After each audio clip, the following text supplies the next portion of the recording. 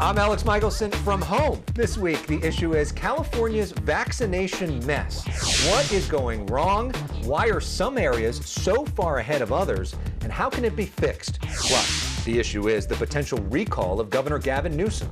Does it have merit? Does it have a chance? And the issue is the impeachment of President Donald Trump. Is a conviction even possible? Does censure make more sense at this point?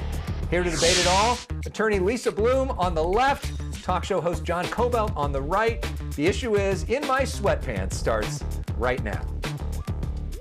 Broadcasting across California, California's only statewide political show. You're watching The Issue Is. And welcome to The Issue Is, and welcome to my apartment. I'm Elex Michaelson, and yes, I really do like political books, especially those by the guests that we have here on The Issue Is.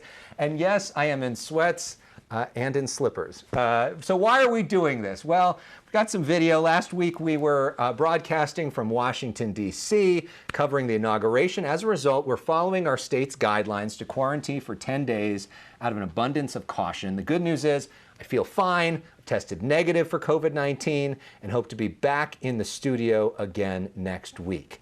So we've got two outstanding and familiar guests with us this week, also joining us from home. Check out their nice setups right there. Lisa Bloom and her excellent bookcase is with us. Of course, she is one of the best-known attorneys in the world. She is the founder of the Bloom firm, like her mother, Gloria Allred. She focuses on women's rights cases. And while at UCLA, Lisa was the National Collegiate Debate Champion. How about that? John, this is true. Yeah, well, John, you really reached back for that one, though, Elex.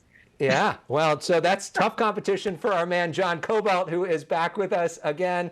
John, of course, is co-host of the John and Ken Show on KFI AM 640, statewide on the iHeartRadio app. His show, one of the most listened to local radio shows in the country, but perhaps most importantly, he is the husband of our friend and fellow Issue Is guest, Deborah Zara Kobylt. That is his most important credential. Welcome, John. And I want to point this out, Lisa, that you were on our show last March. You were actually our first guest that ever joined us remotely from home. We have some video of that. At the time we thought it was a bit crazy, and she was a germaphobe concerned about the coronavirus. Well, it turns out that the entire world soon followed her example, and so it's fitting that as I work from home for the first time, Lisa is here with us to help me guide me through the process. So yep. The reason, yeah. Go ahead. So the reason that, of course, that we all are working from home is that the coronavirus continues to be the dominant issue in all of our lives. There's a lot of hope about the vaccine. Unfortunately, the rollout of the vaccine, John, has not been pretty. Even Governor Newsom, frustrated by the pace of the vaccine rollout, he's complained about a lack of federal supply. John, what do you think is really going wrong right now with this vaccination distribution process? Well, unless Bloomberg and all the other news agencies have been wrong for 30 straight days, we have plenty of vaccine supply. Every day we've had double the number of doses we've injected. As of yesterday, we had gotten over 5.5 million doses sent to California. We only used 50% of them. And there's plenty of vaccine sitting in freezers somewhere in the state. And this has been the same story since January 4th, because we've been tracking it on our show every day. And for most of the month, California has been in 50th place out of 50 states, even behind several territories like Guam and Puerto Rico, for example, at percentage of shots used. California is by itself in its incompetence in getting the vaccines injected. Yeah, this is just inexcusable. We have people dying every day. I think at one point in LA County, it was somebody dying from COVID every 10 minutes. And this is just, we've had a long time. We've had a bunch of months. We knew the vaccine was coming. I recognize that government is not used to doing a big vaccine rollout. That's not what they do. But there was plenty of time to plan, and there was plenty of expertise to draw on. And when I see pictures of the seniors standing in line with a walker for up to 4 hours before they can get in there and get a vaccine, I mean, what an embarrassment for our city and for our state. Lisa, who do you think is to blame for this? everybody who's involved. I'm a Democrat. I recognize that my city and state are controlled by Democrats. But when it comes to the vaccine rollout, it has been a disaster. And John, meanwhile, this week, the governor abruptly reopened several parts of the state. We're now going to have outdoor dining in this state. Also, hair and nail salons back open. What did you make of the timing of all of that? Oh, it's obvious. I think everybody knows it. 1,300,000 signatures to recall him.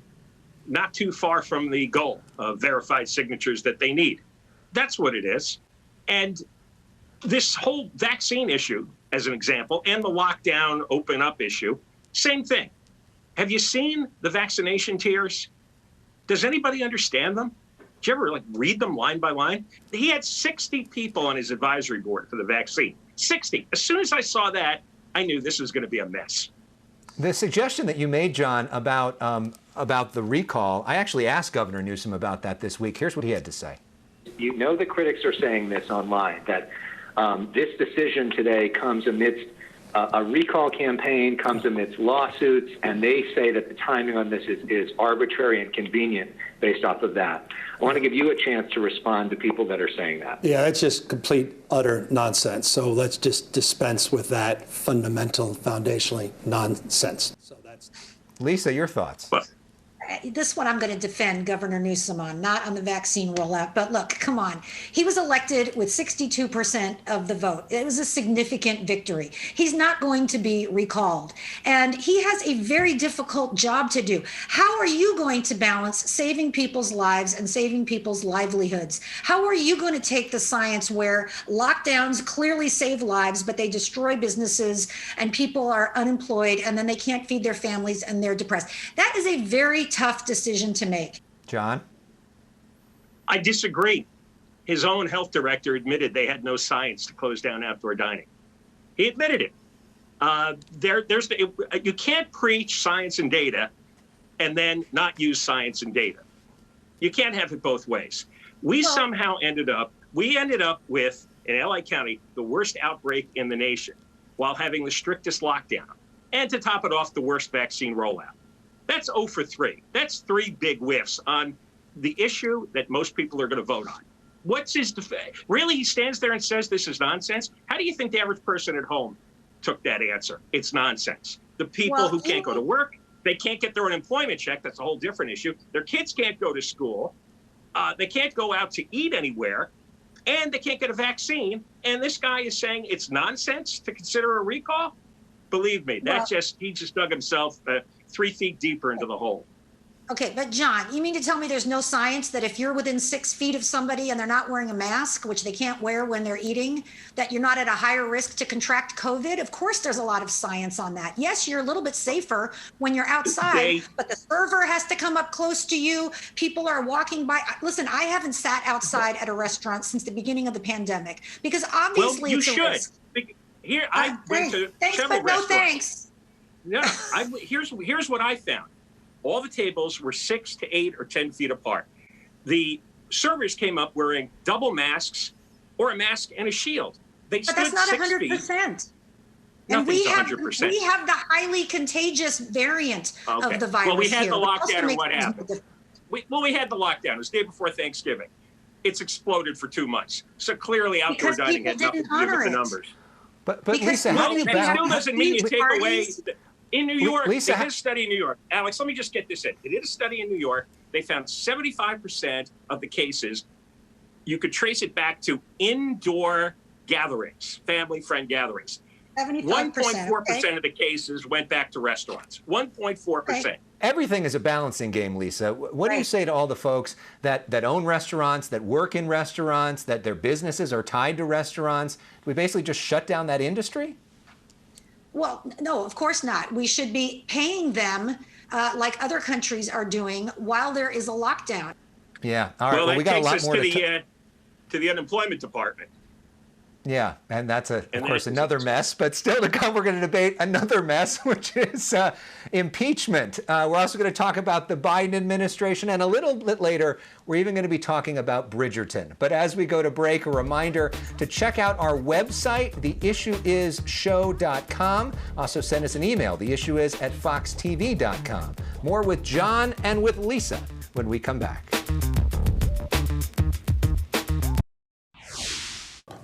It will be a full trial. It will be a fair trial. But make no mistake, there will be a trial, and when that trial ends... Senate Majority Leader Chuck Schumer, it's weird for me to say that, says there must be a trial of President Trump in the Senate, but a procedural vote this week showed that 45 Republicans believe the trial itself is unconstitutional. Welcome back to The Issue Is, as we're all from home. With me, attorney Lisa Bloom, John Kobylt, radio host as well. Lisa, Virginia's Democratic Senator Tim Kaine, who of course ran for vice president with Hillary Clinton, floating the idea this week of maybe we do censure of President Trump, try to do it in a bipartisan vote, not have a trial when a conviction is really not likely. What do you say about that? Well, as a trial lawyer myself, I would hate to be going into a trial where the jury says at the beginning, we've already decided we're not going to convict. And that's the outcome. We already know that. The senators, without hearing any of the evidence, the Republican senators, most of them have said they're not going to convict. So I suppose a censure would make some sense. It's something, and we can all move on. But I think it's unfortunate because 5 people did die on January 6th at a riot that was incited by the President of the United States. There's no question about that. He should not hold public office ever again, and this should be on his permanent record. But let's get what we can get, and then let's move on.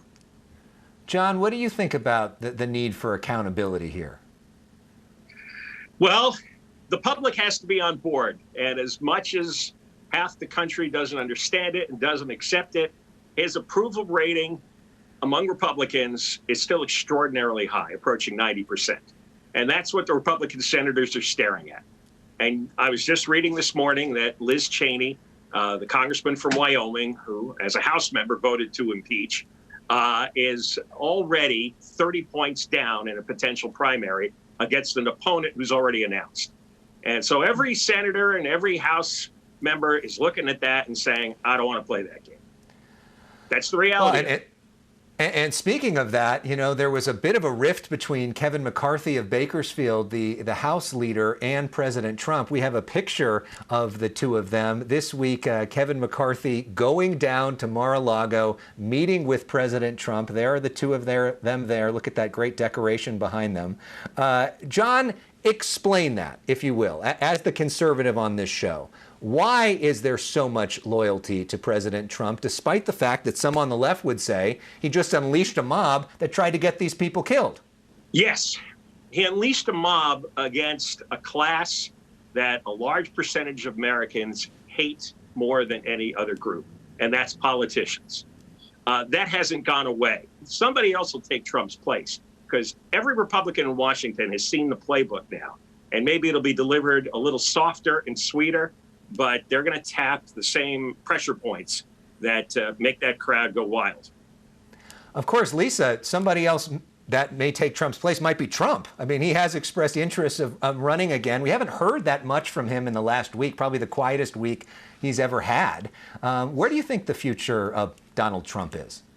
Well, listen, at best, what Trump incited on January 6th was an effort to overturn the lawful and legitimate results of the election that he lost. I mean, let's not forget that. And at worst, what he incited was the mob that killed people and brought in handcuffs and weapons and intended to kill even more people. How anyone could support this man, regardless of your party, regardless of your politics, is beyond me. And I salute the conservatives and the Republicans, who I might disagree with on policy, but have had the integrity to stand up against him. I don't see him ever getting reelected to national office, and I don't see him running for any other office other than president. So I think his time is over. He's off stage. He doesn't know what to do with himself now that he's off Twitter, which I think is a good thing. But his kids, his followers, Sarah Huckabee Sanders, I know, is going to run for governor of Arkansas. And so there will be more to come. That is for sure.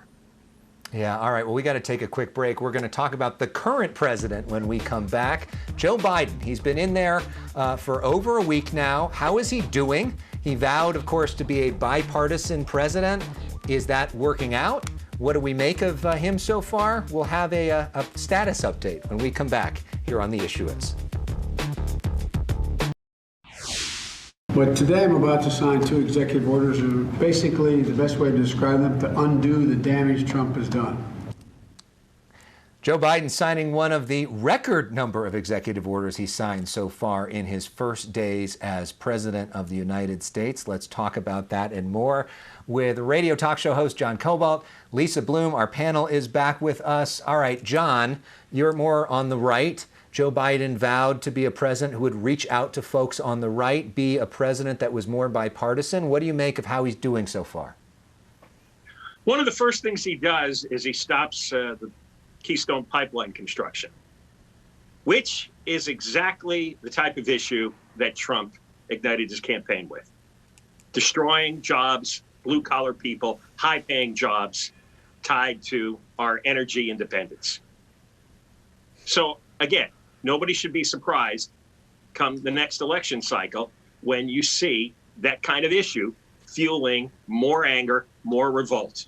Another firebrand is going to use something like that and say, hey, what's the first thing he did? He put you out of work. I think people are really fed up with that, especially during the pandemic. Climate change is the #1 crisis of our time. COVID is bad. Climate change is worse. It is here. It is real. It is upon us. We have massive wildfires in California, extreme weather all over the world. The sea levels are rising. There's no question that it is here, and we must act. And so the actions that President Biden has taken, getting us back into the Paris Climate Treaty, thank God, and other environmental actions are exceedingly important. We can shift to clean energy jobs, and that's something that he very much wants to do. I also just want to say that I am so pleased to see a president whose appointees look like America, who has so many women in prominent roles, people of color, Native Americans, LGBT folks. There's a first after first after first in his appointments, and that means a lot to people. It certainly means a lot to me. I couldn't care less about people's race or ethnicity or their sexuality. It doesn't matter to me if it's diverse or not diverse. I look at what did they do? Did they accomplish what they should be doing for the people? If you have a diverse crowd that's incompetent, what good is it? Again, there's a focus on stuff that doesn't matter in real people's lives. Not everything is symbolic. There has to be actual results, such as why would you assume rollout. that a diverse crowd is incompetent? I would assume that a crowd that's everybody that looks like Donald Trump, which is who he appointed, a bunch of wealthy white men, overwhelmingly, they were clearly incompetent. We have the worst COVID numbers in the world. It destroyed our economy worse than any other country. I mean, that's where the incompetence was. Diversity is our strength. Your competence has nothing to do with the color of your skin. Okay, we could point to a non-diverse group of cabinet members who are terrible. We could point to a diverse group of cabinet members that are terrible. But all the fixation on people's color and ethnicity, that was supposed to go out with Martin Luther King speeches in the 1960s. You tell me that, a little girl of color looking at Kamala Harris, that doesn't make a difference to her? It does. It's nice for white men to say, we don't really need diversity. We don't need to look at it. Everything's fine because everything's been great for white men for a couple of centuries. But diversity is important. Seeing Deborah Haaland as Secretary of the Interior, so important for Native Americans and such a wonderful choice. And each of these appointees is highly competent.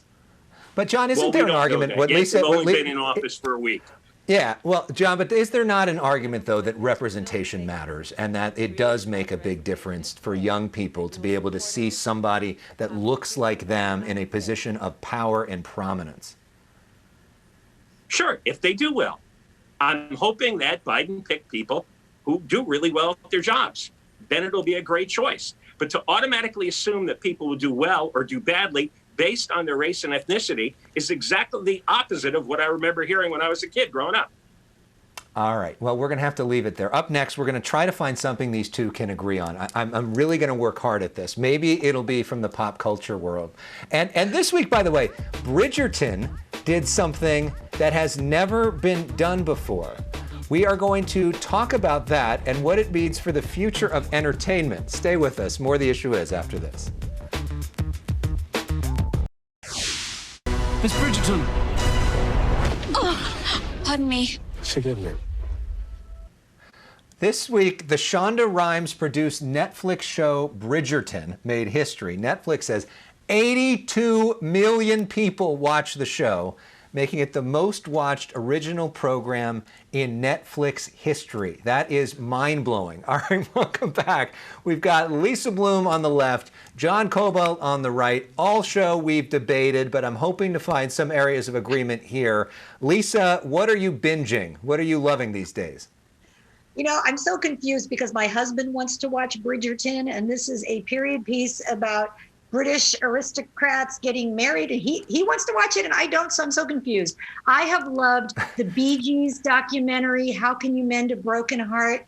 If you're of a certain age, my age, oh, the Bee Gees, boy, it really takes you back, but I didn't know they had this whole other story that is heartbreaking, but it does mend your broken heart at the end. By the way, I really wanted to hate Bridgerton. I watched it and I kind of loved it. So, okay. Okay. John, so you never know. John. I'm a way outlier. I've never heard of Bridgerton. I have no idea what that's about. I'm with Lisa, though. The Bee Gees documentary was excellent. And probably what we've watched the most, Deborah and I, we've watched 80 episodes of Bewitched. The sitcom. Really? Yes. All right. Well, John and Deborah are staying alive together, and Lisa as well. All right. Well, we wanted to make a quick announcement about our show. We are now streaming ourselves. You can binge The Issue Is. We're available on Tubi, which is a streaming platform kind of like Netflix, although Tubi is completely free. No subscription needed. Lots of other shows and movies on the platform, but you can also watch past The Issue Is episodes, and it'll be available every week as well. Just search for The Issue Is. John, Lisa, thank you so much for doing this whole work from home thing with me. I really appreciate it. Next week, I hope to be back in the studio. And we thank you all for watching The Issue Is, and check us out on Tubi.